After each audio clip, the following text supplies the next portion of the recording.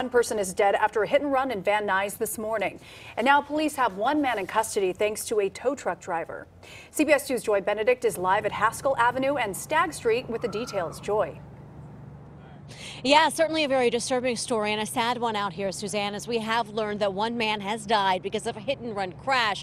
It all happened here behind us. As we were talking about, you can see the tent, unfortunately, that investigators have put up to hide the body, and over to the left-hand side, the bicycle we are told the man was riding when he was struck by a vehicle early this morning. But I want to show you video from about a mile away, and this is the scene where police did eventually end up arresting a man that they believe was the driver of this hit and run crash. And how they got to that location, well, that took a good Samaritan. We're told this whole thing started at about 3 o'clock in the morning when they got the call of someone being struck out here with a car accident.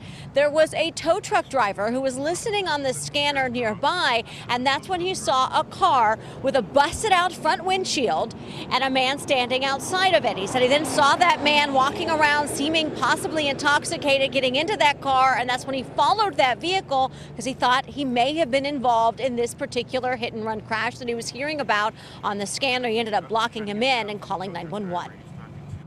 So I followed the vehicle around and barricaded him in a parking structure and called 911. He managed to get away, but we ended up getting him over here on Sadako and Woodley. And that is where that second scene was, Sadako and Woodley. So police now do have a man in custody that they believe was the driver of this hit and run crash. As for the man who died here, that is still under investigation. We're just being told he's in his 30s. He was on his bicycle when this happened, so it's not clear if he lives in this neighborhood or where he came from. But right now, investigators on the scene are waiting for the coroner to get here to hopefully provide more of that information.